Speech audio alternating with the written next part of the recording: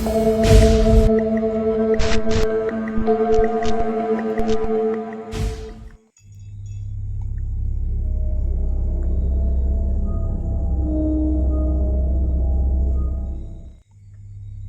Bondan mengalami sebuah kejadian horor yang tak pernah ia lupakan, sebuah pengalaman yang begitu membekas dalam ingatannya. Kejadian ini terjadi saat ia menginap di rumah salah satu kawan kerjanya. Waktu itu, tahun 2015, dan kenangan akan malam itu masih terasa begitu nyata baginya. Pada masa itu Mas Bondan bekerja di sebuah perusahaan kecil yang bisa dikatakan berskala rumahan, namun jumlah karyawannya cukup banyak, sekitar 20 orang. Perusahaan ini memiliki pegawai dari berbagai daerah, termasuk dirinya yang berasal dari luar kota. Mas Bondan sendiri bukan penduduk asli tempatnya bekerja. Ia berasal dari Pekalongan, sementara pekerjaan yang ia jalani kala itu berada di Purwokerto. Keputusannya untuk bekerja di sana berawal dari informasi yang didapatnya dari seorang saudara. Kebetulan di Purwokerto, ia memiliki seorang paman yang kemudian menawarkan pekerjaan tersebut kepadanya. Saat itu pamannya bertanya apakah ia tertarik untuk bekerja di tempat tersebut. Mas Bondan sempat bertanya mengenai jenis pekerjaan yang ditawarkan, dan setelah mendapatkan penjelasan ia memutuskan untuk mencobanya. Pamannya pun meminta agar ia segera datang ke Purwokerto untuk mulai bekerja. Perjalanan dari Pekalongan ke Purwokerto ia tempuh dengan harapan bisa mendapatkan penghidupan yang lebih baik. Setibanya di sana ia bertemu dengan pemilik perusahaan yang ternyata memiliki hubungan baik dengan pamannya. Hal itu membuat proses penerimaannya sebagai karyawan menjadi lebih mudah, dan akhirnya ia resmi bekerja di tempat tersebut. Pada awal-awal bekerja, ia masih dalam tahap beradaptasi dan mengenal orang-orang di sekitarnya. Dari sekian banyak karyawan, ia hanya akrab dengan beberapa orang saja. Di antara mereka ada 2 orang yang paling dekat dengannya, yakni Hanung dan Arya. Hanung adalah pribadi yang ceria dan kocak, seseorang yang mampu mencairkan suasana dengan kepribadiannya yang santai. Sementara Arya juga tak kalah asik diajak berteman. Keduanya menjadi teman yang paling nyambung dengan Mas Bondan dibanding karyawan lain, yang sebagian besar usianya terpaut cukup jauh, sekitar 10 tahun lebih tua darinya. Meski ada beberapa karyawan lain yang seusia dengannya, namun rasanya tidak ada kecocokan. Selera mereka berbeda, sehingga hubungan pertemanan hanya sebatas interaksi saat bekerja saja tanpa ada kedekatan lebih lanjut. Dengan Hanung dan Arya, ia lebih sering menghabiskan waktu bersama, seperti makan siang bareng, merokok di sela istirahat, atau sekadar nongkrong selepas bekerja. Hingga suatu hari, setelah bekerja selama kurang lebih 2 minggu, Mas Bondan merasa penasaran dengan rumah teman-temannya. Selama ini mereka hanya bercerita tentang daerah tempat tinggal masing-masing, namun belum pernah mengajak berkunjung. Ia pun akhirnya mengusulkan sebuah ide, yakni untuk main ke rumah salah satu dari mereka. Saat menyampaikan keinginannya itu, Hanung dan Arya merespons dengan santai. Mereka mengatakan bahwa jika ingin main maka tinggal datang saja. Mas Bondan pun bingung harus berkunjung ke rumah siapa terlebih dahulu. Arya kemudian menyarankan agar mereka pergi ke rumah Hanung terlebih dahulu. Ia menyebutkan bahwa rumah Hanung terletak di daerah yang masih asri, dikelilingi oleh kebun yang luas dan suasananya sangat nyaman. Mas Bondan merasa tertarik dengan gagasan tersebut. Ia kemudian bertanya kepada Hanung, apakah dirinya diperbolehkan berkunjung ke sana. Hanung dengan senang hati mengizinkan dan bahkan mengajaknya untuk menginap sekalian. Mereka pun mulai merencanakan waktu yang tepat untuk berkunjung. Mengingat hari Minggu adalah hari libur, mereka sepakat untuk pergi ke rumah Hanung pada Sabtu sore setelah pulang kerja. Ide itu disambut antusias oleh temannya, dan Arya pun memastikan bahwa ia juga akan ikut dalam kunjungan tersebut. Setelah sepakat untuk mengunjungi rumah Hanung pada akhir pekan, Mas Bondan mulai mempersiapkan dirinya. Karena besoknya hari libur, ia merasa ini adalah waktu yang tepat untuk bermain dan menginap di rumah temannya. Namun, sebelum rencana itu benar-benar terwujud, ada satu hal yang harus ia lakukan terlebih dahulu: meminta izin kepada pamannya. Sejak awal bekerja di Purwokerto, Mas Bondan memang belum memiliki penghasilan sendiri karena belum menerima gaji. Selama masa awal itu, ia tinggal bersama pamannya, menumpang, hingga ia mampu mandiri secara finansial. Oleh karena itu, setiap kali ingin bepergian, ia merasa perlu memberitahu dan meminta izin terlebih dahulu. Pada pagi hari sebelum berangkat kerja, Mas Bondan menyampaikan rencananya kepada pamannya. Ia menjelaskan bahwa ia ingin menginap di rumah salah seorang teman kerjanya yang bernama Hanung, yang rumahnya berada di daerah tertentu di Purwokerto. Pamannya tidak mempermasalahkan hal itu dan hanya berpesan agar ia berhati-hati selama di sana. Mendengar respons tersebut, Mas Bondan merasa lega dan segera bersiap. Ia menyiapkan pakaian dan barang-barang yang sekiranya diperlukan untuk menginap. Semangatnya begitu besar karena ini adalah pertama kalinya ia akan bermalam di rumah seseorang selain keluarganya sendiri. Hari itu pun berlalu dengan cepat. Sabtu pagi tiba dan suasana di tempat kerja terasa berbeda dari biasanya. Tidak seperti hari-hari sebelumnya, di mana ia hanya fokus pada pekerjaan. Hari ini ia merasakan semangat yang berbeda. Ia sudah menantikan momen sore nanti di mana ia akan pergi ke rumah Hanung bersama Arya. Sepanjang hari, ia terus membayangkan bagaimana suasana rumah temannya itu. Di tempat kerja, Arya dan Hanung juga tampak sudah bersiap. Arya membawa motornya sendiri, begitu pula dengan Hanung. Sementara itu, Mas Bondan belum memiliki kendaraan pribadi, sehingga selama ini ia selalu diantar oleh pamannya ke tempat kerja. Kebetulan, rute perjalanan menuju tempat kerja memang sejalur dengan pamannya, sehingga ia tidak mengalami kesulitan dalam hal transportasi. Saat pulang, kadang ia dijemput oleh pamannya, namun ada kalanya ia harus pulang sendiri menggunakan angkutan umum atau berjalan kaki hingga mencapai jalan utama. Saat matahari mulai condong ke barat, tibalah waktu yang dinanti-nanti. Hari Sabtu di tempat kerja biasanya berakhir lebih cepat dibanding hari biasa, sekitar pukul 3 sore. Begitu waktu menunjukkan pukul 2:30, suasana kantor mulai sibuk dengan aktivitas beres-beres. Para karyawan bersiap untuk pulang lebih awal, dan Mas Bondan pun tidak ketinggalan. Begitu pekerjaannya selesai, ia segera bergabung dengan Hanung dan Arya untuk memulai perjalanan ke rumah Hanung. Ketiganya akhirnya berangkat. Hanung menawarkan diri untuk membonceng Mas Bondan dengan motornya, sementara Arya mengikuti di belakang dengan motornya sendiri.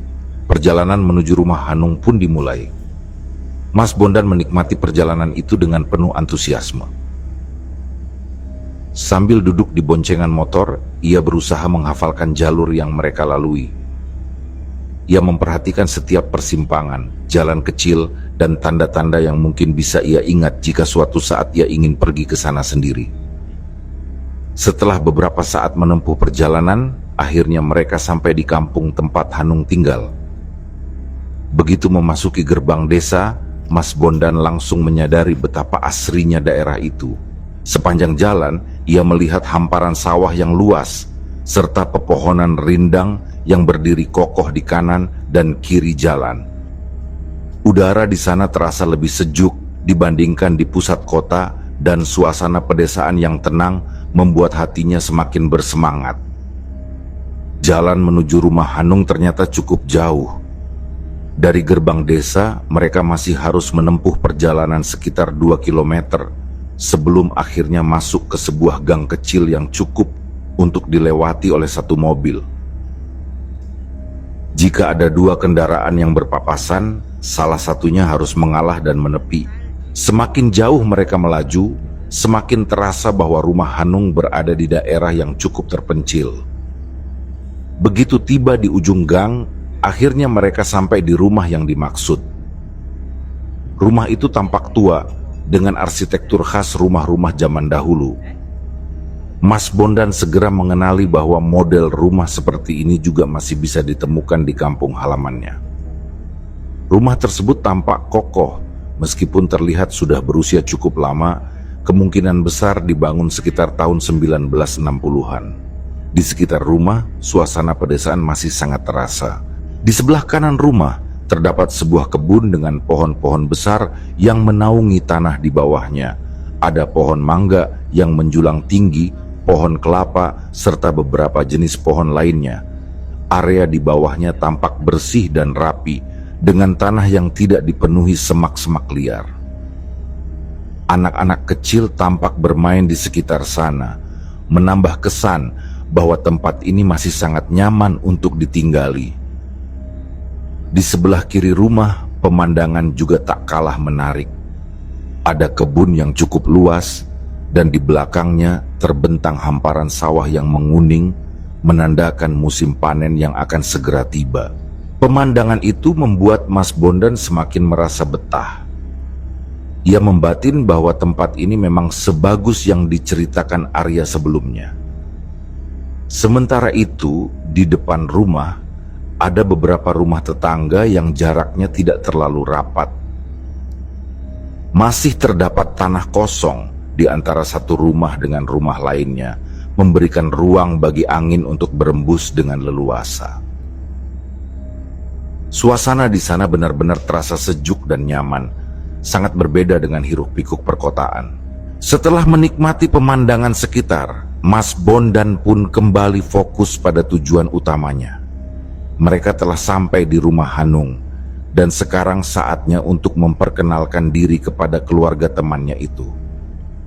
Hanung turun dari motor, berjalan menuju pintu rumahnya, lalu masuk ke dalam. Mas Bondan dan Arya menunggu di luar sambil melihat-lihat sekeliling. Setelah beberapa saat menunggu, Hanung akhirnya keluar dari dalam rumah, diikuti oleh kedua orang tuanya. Mas Bondan dan Arya pun segera menyambut mereka dengan sopan, membungkukkan badan sebagai tanda hormat sebelum menyalami mereka. Mas Bondan memperkenalkan dirinya sebagai teman kerja Hanung, menjelaskan bahwa ia datang bersama Arya untuk menginap semalam di sana. Kedua orang tua Hanung menyambut mereka dengan ramah, mempersilakan mereka masuk ke dalam rumah. Begitu melangkah ke dalam rumah, suasana khas rumah pedesaan semakin terasa. Bangunan tua dengan desain klasik itu masih terjaga dengan baik. Dinding-dindingnya berdiri kokoh, meski beberapa bagian terlihat mulai dimakan usia. Hanung kemudian menunjukkan kamar yang akan ia gunakan bersama Mas Bondan dan Arya untuk bermalam. Kamar itu berada di bagian depan rumah, tepat di sebelah kanan jika dilihat dari arah pintu masuk. Letaknya bersebelahan dengan kebun, membuat udara di dalamnya terasa lebih sejuk. Kamar tersebut berukuran standar, tidak terlalu besar, namun cukup nyaman untuk ditinggali. Sebuah ranjang kayu berada di tengah ruangan, ukurannya pas untuk satu orang, meski jika dipaksakan, masih cukup untuk dua orang tidur berdampingan. Di atas ranjang itu, terdapat jendela yang menghadap langsung ke kebun. Saat itu, jendela masih terbuka lebar, memperlihatkan pemandangan luar, di mana beberapa anak kecil terlihat sedang bermain di bawah naungan pepohonan. Matahari masih bersinar terang, menandakan bahwa waktu masih menunjukkan sekitar pukul 3:30 sore. Setelah menaruh barang-barangnya di dalam kamar, Mas Bondan dan teman-temannya kembali keluar untuk menghirup udara segar. Mereka berjalan-jalan di sekitar rumah, menikmati suasana pedesaan yang begitu berbeda dengan lingkungan tempat tinggal mereka sebelumnya. Mas Bondan tak henti-hentinya mengungkapkan kekagumannya terhadap kampung halaman Hanung. Ia merasa tempat ini begitu nyaman, udaranya segar, dan pemandangannya masih alami. Hanung hanya tersenyum mendengar komentar tersebut. Kemudian menjelaskan bahwa suasana memang terasa menyenangkan saat sore hari.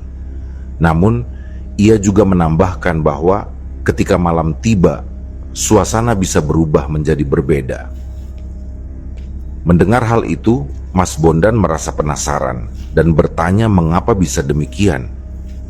Hanung pun menjelaskan bahwa karena kampung ini masih sangat sepi, keadaan di malam hari bisa terasa menyeramkan. Ia bahkan menyebut bahwa daerah ini sering dijadikan jalur pelarian oleh kawanan pencuri yang beraksi di daerah sekitar. Mendengar penjelasan itu, Mas Bondan hanya mengangguk-angguk. Baginya hal seperti itu bukanlah sesuatu yang perlu dikhawatirkan. Ia tetap menikmati sore di sana dengan hati yang ringan. Menjelang malam, mereka bertiga kembali ke rumah untuk bersih-bersih.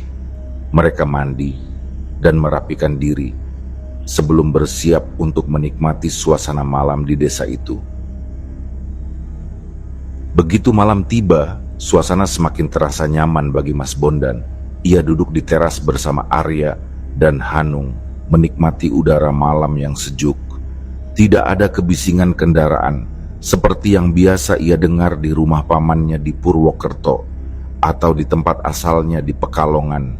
Yang terdengar hanyalah suara alam, gemerisik dedaunan yang diterpa angin, dan gesekan batang bambu yang saling bergesekan satu sama lain. Dari tempat mereka duduk, pohon mangga dan kelapa yang berada di samping rumah terlihat bergoyang pelan diterpa angin. Di langit, bulan yang belum sepenuhnya purnama mulai naik, memberikan cahaya samar yang cukup menerangi pekarangan. Bagi Mas Bondan, suasana ini terasa begitu menenangkan. Sementara itu, Arya dan Hanung mulai berbincang tentang berbagai hal. Mas Bondan mendengarkan percakapan mereka dengan santai, menikmati setiap cerita yang mereka bagi.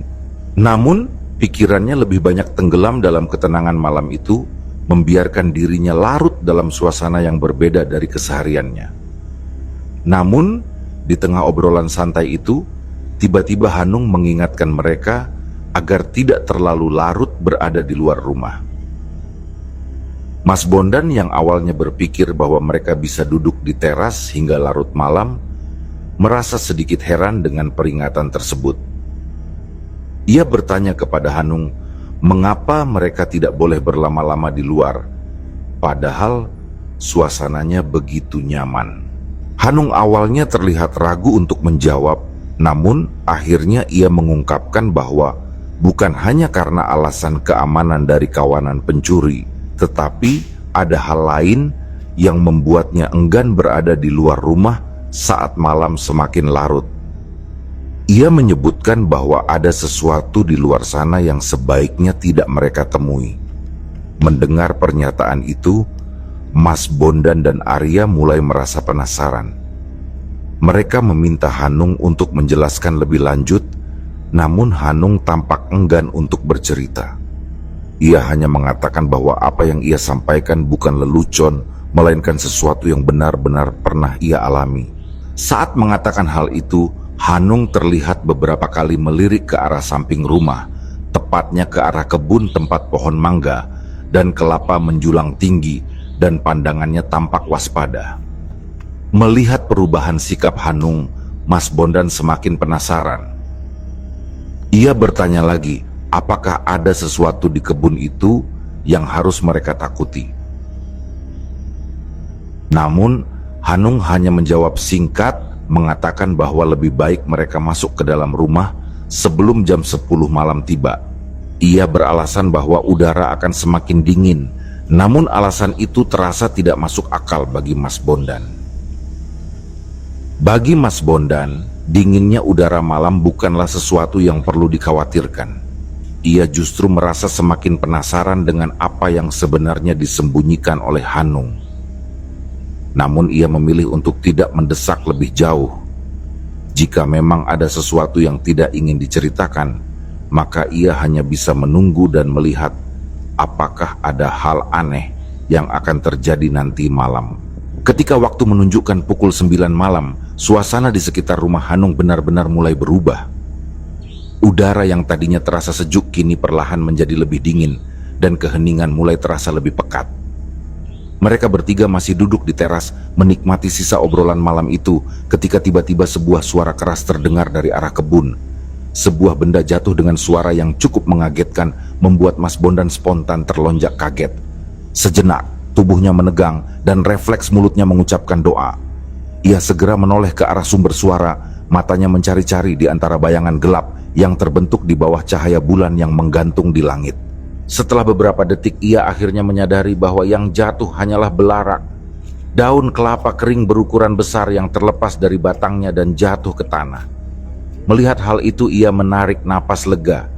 Cahaya bulan yang menembus celah dedaunan membuatnya bisa melihat cukup jelas. Hanung yang sedari tadi tampak gelisah segera mengajak mereka masuk. Suaranya terdengar lebih tegas dari sebelumnya. Mas Bondan mengangguk setuju, meski pikirannya masih terpaku pada sesuatu yang baru saja ia lihat. Saat perhatiannya teralihkan ke kebun di sisi rumah, ia menangkap bayangan samar di antara gelapnya pepohonan. Awalnya ia mengira itu hanyalah seekor kucing atau mungkin musang yang sedang mencari makan. Namun, semakin lama ia memperhatikan, semakin jelas bahwa yang ia lihat bukanlah hewan biasa. Bayangan itu tampak bergerak mendekati daun kelapa yang baru saja jatuh. Ukurannya kecil, lebih kecil dari manusia pada umumnya, dan gerakannya tampak tidak wajar. Mas Bondan mencoba meyakinkan dirinya bahwa itu hanyalah bayangan yang terbentuk karena cahaya bulan, tetapi kemudian sesuatu yang aneh terjadi. Bayangan itu bertambah. Satu bayangan menjadi 2, lalu 3, lalu semakin banyak. Mas Bondan mulai merasa tidak nyaman. Ia ingin memastikan apa sebenarnya yang ia lihat, tetapi rasa penasaran itu bercampur dengan kegelisahan yang membuatnya enggan untuk terlalu lama memandangi arah kebun. Sementara itu, Hanung dan Arya masih melanjutkan obrolan mereka, seolah tidak menyadari apa yang sedang terjadi di sekitar mereka. Sampai akhirnya, Hanung memperhatikan raut wajah Mas Bondan yang tampak tegang. Dengan nada khawatir, ia bertanya apa yang sedang diperhatikan oleh temannya itu. Mas Bondan yang masih berusaha memahami apa yang baru saja ia lihat, menjawab dengan ragu bahwa ia merasa melihat sesuatu bergerak di kebun. Ia menggambarkan sosok kecil yang berjalan merangkak di antara rerumputan. Mendengar itu, Hanung terdiam sesaat. Tatapannya berubah sedikit serius sebelum akhirnya ia kembali mengajak mereka untuk segera masuk ke dalam rumah. Kali ini, ajakannya terdengar lebih mendesak. Arya yang awalnya tidak terlalu memperhatikan, akhirnya mulai menyadari bahwa ada sesuatu yang membuat Hanung tidak nyaman. Tanpa banyak bertanya, mereka bertiga pun segera membereskan gelas-gelas minuman mereka, melipat tikar, dan membawa semuanya masuk ke dalam rumah. Begitu mereka berada di dalam, mereka langsung menuju kamar Hanung yang terletak di bagian depan rumah. Hanung menutup dan mengunci pintu dengan gerakan cepat, lalu memastikan jendela tetap tertutup rapat. Mas Bondan, yang sejak tadi merasa ada sesuatu yang tidak beres, akhirnya tidak bisa menahan rasa penasarannya dan kembali bertanya kepada Hanung tentang apa yang sebenarnya sedang terjadi. Namun, Hanung hanya menjawab singkat bahwa tidak ada yang perlu dikhawatirkan. Ia berusaha mengalihkan pembicaraan dengan mengatakan bahwa semua baik-baik saja dan mereka hanya perlu beristirahat. Begitu mereka berada di dalam, mereka langsung menuju kamar Hanung yang terletak di bagian depan rumah. Hanung menutup dan mengunci pintu dengan gerakan cepat, lalu memastikan jendela tetap tertutup rapat. Mas Bondan yang sejak tadi merasa ada sesuatu yang tidak beres, akhirnya tidak bisa menahan rasa penasarannya dan kembali bertanya kepada Hanung tentang apa yang sebenarnya sedang terjadi. Namun Hanung hanya menjawab singkat bahwa tidak ada yang perlu dikhawatirkan. Ia berusaha mengalihkan pembicaraan dengan mengatakan bahwa semua baik-baik saja dan mereka hanya perlu beristirahat. Jawaban itu jelas tidak memuaskan Mas Bondan, tetapi ia memilih untuk tidak mendesak lebih jauh. Setelah beberapa saat berada di dalam kamar, mereka mulai menyadari sesuatu yang aneh. Meskipun di luar udara terasa dingin, di dalam kamar justru terasa gerah dan pengap. Mas Bondan bahkan mulai merasa tidak nyaman dengan suhu ruangan yang semakin meningkat. Ia pun akhirnya mengungkapkan perasaannya kepada Hanung, mengatakan bahwa udara di dalam kamar terasa begitu berbeda dari udara luar. Hanung hanya menjawab bahwa hal itu wajar karena kamar mereka tertutup rapat. Ia beralasan bahwa jika jendela dibuka, nyamuk akan masuk dan mengganggu tidur mereka. Namun Mas Bondan tetap merasa ada yang janggal. Gerah yang ia rasakan bukanlah gerah biasa. Ada sesuatu yang membuatnya merasa tidak nyaman, seolah-olah udara di dalam kamar tidak bergerak sama sekali. Ia pun akhirnya mengusulkan untuk sedikit membuka jendela agar angin bisa masuk. Namun, sebelum ia sempat bergerak, Hanung dengan cepat melarangnya. Hanung mengatakan dengan nada serius bahwa jendela tidak boleh dibuka tanpa memberikan alasan yang jelas. Mas Bondan yang awalnya masih ingin berdebat, akhirnya memilih untuk diam. Bagaimanapun juga, ia hanyalah tamu di rumah ini. Ia mencoba untuk menenangkan dirinya dan meyakinkan bahwa mungkin Hanung memang punya alasan tersendiri yang tidak ingin ia jelaskan. Perlahan, ia mulai mencoba menyesuaikan diri dengan suhu kamar yang terasa tidak nyaman. Butuh beberapa saat, tetapi akhirnya tubuhnya mulai beradaptasi dan rasa gerah itu perlahan-lahan mulai menghilang. Akan tetapi, meskipun perlahan tubuhnya mulai menyesuaikan dengan suhu di dalam kamar, Mas Bondan tetap merasa ada sesuatu yang tidak nyaman. Ia merasa sedikit kecewa. Tujuan awalnya datang ke rumah Hanung adalah untuk menikmati suasana pedesaan yang tenang dan alami, menghirup udara segar, dan merasakan atmosfer berbeda dari tempat tinggalnya, yang biasa dipenuhi dengan kebisingan kota. Namun, yang terjadi justru sebaliknya. Ia malah terjebak di dalam kamar tanpa bisa menikmati suasana luar rumah lebih lama. Rasa kecewa itu ia pendam dalam diam. Ia tidak ingin mengungkapkannya secara terang-terangan, meskipun dalam hatinya ia merasa sedikit kesal. Ia tetap duduk di dalam kamar, menyalakan sebatang rokok untuk sedikit meredakan kegelisahannya. Asap rokok perlahan memenuhi udara kamar yang tertutup rapat itu. Hanung yang duduk di dekatnya juga melakukan hal yang sama. Hanya Arya yang terlihat berbeda, seolah sedang memikirkan sesuatu. Setelah beberapa saat, Arya akhirnya memecah keheningan. Dengan nada yang sedikit ragu, ia memanggil nama Mas Bondan, seolah ingin mengatakan sesuatu yang penting. Mas Bondan menoleh, menatap temannya itu dengan penuh perhatian. Arya kemudian meminta maaf, meski belum menjelaskan alasannya secara langsung. Mas Bondan mengernyitkan dahi, merasa heran dengan permintaan maaf tersebut. Ia bertanya apa yang sebenarnya terjadi, tetapi Arya masih terlihat ragu. Ia melirik Hanung, seolah meminta izin untuk berbicara. Hanung, yang sejak tadi lebih banyak diam hanya mengangguk kecil, memberikan tanda bahwa Arya boleh menjelaskan semuanya. Arya akhirnya mulai bercerita. Ia mengatakan bahwa mungkin Hanung merasa tidak enak untuk mengatakan hal yang sebenarnya kepada Mas Bondan, sehingga ia yang akhirnya mengambil alih untuk menjelaskan. Ia mulai dengan menjelaskan bahwa ia sudah lama mengenal Hanung dan telah berkali-kali berkunjung ke rumah ini. Hubungan mereka sudah terjalin cukup lama, sekitar 4 hingga 5 tahun. Dan selama itu pula, ia sudah cukup memahami kebiasaan di rumah Hanung ketika malam tiba. Apa yang dilakukan Hanung, seperti melarang mereka untuk terlalu lama berada di luar rumah pada malam hari dan melarang jendela kamar untuk dibuka, bukanlah tanpa alasan. Semua itu dilakukan bukan karena Hanung berlebihan atau terlalu berhati-hati, melainkan karena memang ada sesuatu di tempat ini yang membuatnya harus bertindak demikian. Mas Bondan yang mendengarkan dengan penuh perhatian mulai merasakan sesuatu yang aneh dalam nada bicara Arya. Kemudian Arya pun melanjutkan ceritanya. Ia mengatakan bahwa di kebun yang berada di sebelah rumah Hanung, tepat tepat di tengah-tengahnya terdapat sebuah makam. Mendengar kata makam, tubuh Mas Bondan terasa sedikit menegang. Namun, sebelum ia sempat bereaksi lebih jauh, Arya menambahkan sesuatu yang lebih mengejutkan. Makam itu bukanlah makam manusia. Menurut cerita yang beredar di desa ini, makam itu adalah makam seekor monyet. Mendengar hal tersebut, Mas Bondan semakin bingung. Ia bertanya-tanya bagaimana mungkin ada makam seekor monyet di tengah kebun, dan ia pun bertanya kepada Arya mencari penjelasan lebih lanjut tentang hal ini. Namun, Arya hanya bisa mengatakan bahwa ia sendiri tidak tahu pasti mengenai sejarah makam tersebut. Ia hanya mendengar cerita dari warga sekitar yang menyebutkan bahwa makam itu sudah ada sejak dulu, bahkan sebelum generasi mereka lahir. Tidak ada yang tahu secara pasti sejak kapan makam itu berada di sana atau siapa yang pertama kali membuatnya.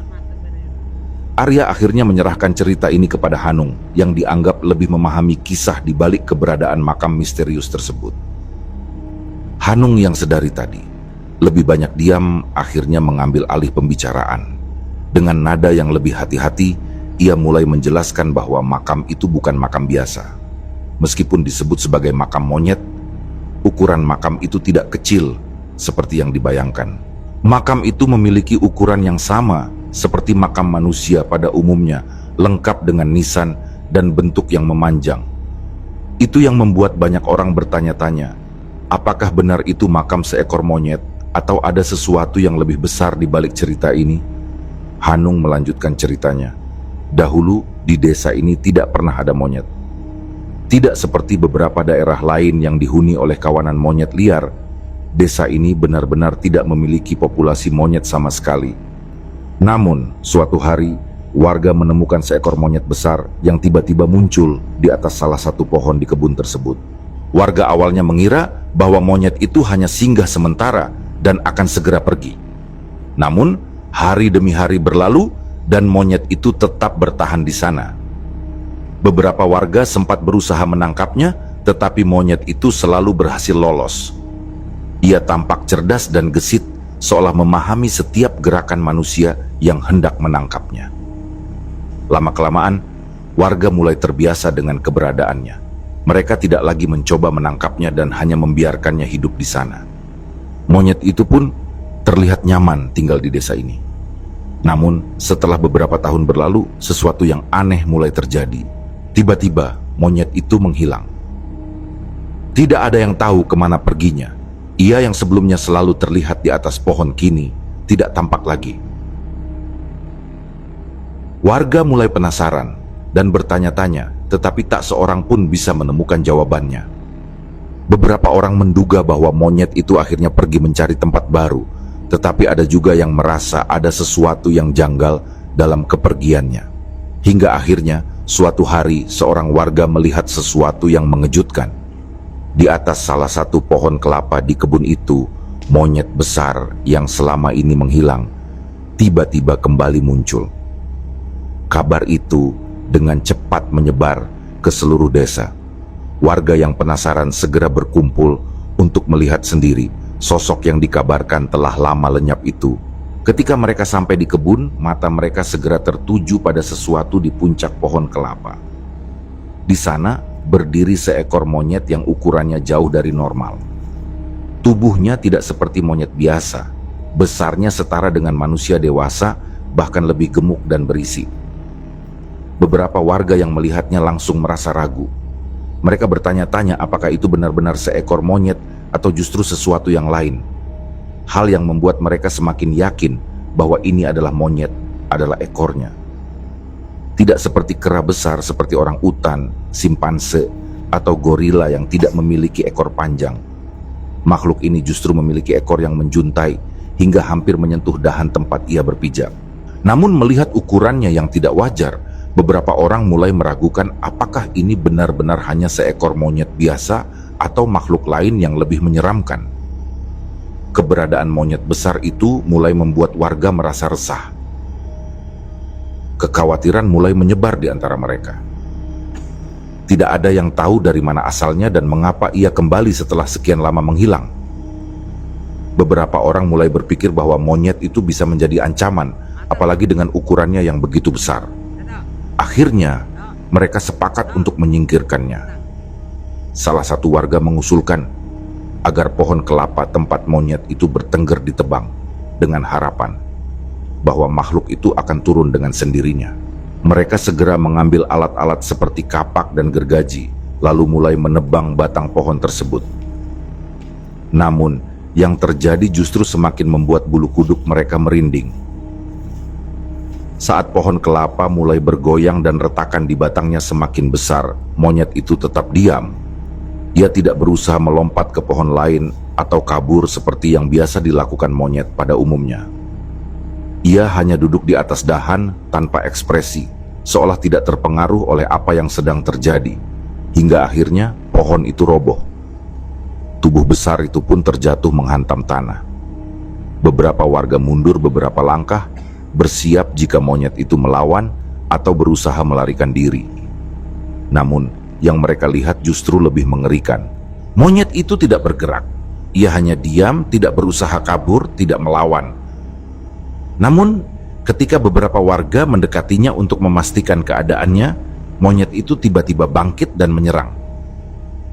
Kekacauan pun terjadi. Warga yang sebelumnya hanya ingin mengusirnya berubah menjadi marah.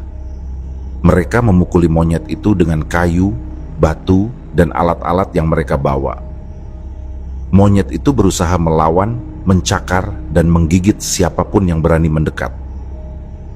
Namun, jumlah warga yang begitu banyak membuatnya tak berdaya. Pertarungan itu berlangsung lama, hingga akhirnya makhluk besar itu tewas di sana, tergeletak dengan kondisi yang mengenaskan di tengah kebun. Tidak ada yang tahu harus berbuat apa setelah itu. Beberapa warga merasa puas karena ancaman itu telah dihilangkan, sementara yang lain justru merasa ada sesuatu yang salah dengan semua ini. Pada akhirnya, mereka sepakat untuk menguburkan monyet itu di kebun, di tempat di mana ia tewas. Mereka menggali lubang yang cukup besar, lalu menutupinya dengan tanah. Sejak saat itu, makam itu berdiri di sana, menjadi satu-satunya bukti dari kejadian aneh yang pernah terjadi di desa itu. Mas Bondan yang mendengar cerita itu hanya bisa terdiam. Ia mencoba membayangkan bagaimana rupa monyet itu, betapa besar tubuhnya, dan bagaimana situasi mencekam saat warga berusaha menaklukkannya. Namun, meskipun cerita itu terdengar menyeramkan, ada satu hal yang masih belum ia pahami. Ia akhirnya kembali bertanya, jika semua ini hanya tentang seekor monyet yang telah mati bertahun-tahun lalu apa hubungannya dengan larangan untuk tetap berada di luar rumah saat malam tiba? Hanung yang mendengar pertanyaan itu hanya menarik napas pelan sebelum akhirnya menjawab. Warga di desa ini, katanya, percaya bahwa monyet itu masih ada. Bukan dalam bentuk fisik, tetapi dalam bentuk lain, sebuah sosok gaib yang masih berkeliaran di sekitar kebun, menjaga makamnya sendiri. Mas Bondan mulai merasa ada sesuatu yang salah dengan semua ini. Ia mulai mengingat kejadian tadi malam, suara benda jatuh di kebun, bayangan-bayangan kecil yang ia lihat, yang awalnya ia kira hanya sekumpulan kucing atau hewan liar lainnya. Namun Hanung menggeleng, apa yang Mas Bondan lihat bukanlah kucing. Itu adalah monyet-monyet kecil. Mas Bondan merasakan bulu kuduknya meremang. Ia menatap Hanung mencari kepastian dalam kata-katanya. Hanung kemudian melanjutkan ceritanya, mengatakan bahwa kejadian semacam ini bukanlah sesuatu yang baru. Ia sendiri bersama keluarganya pernah mengalami hal yang serupa. Suatu malam mereka masih duduk di teras rumah, mengobrol hingga larut. Saat itu, suasana tidak jauh berbeda dengan malam ini. Udara dingin, langit diterangi bulan yang belum penuh, dan suara angin yang berhembus di antara pepohonan terdengar begitu jelas. Tiba-tiba, sesuatu jatuh di kebun. Awalnya mereka mengira itu hanyalah dahan pohon yang patah, tetapi kemudian mereka mulai melihat bayangan-bayangan kecil yang bergerak di antara rerumputan. Mereka berpikir bahwa itu hanya sekumpulan monyet liar yang mencari makan, tetapi sebelum mereka sempat memastikan, sesuatu yang lebih besar muncul. Dari arah kebun, sesosok makhluk muncul perlahan. Bentuknya menyerupai monyet, Tetapi ada sesuatu yang membuatnya berbeda. Ukurannya jauh lebih besar daripada monyet biasa, bahkan lebih besar daripada manusia. Rambutnya panjang dan berwarna hitam pekat, tidak seperti monyet lokal yang biasanya berwarna kecoklatan atau abu-abu.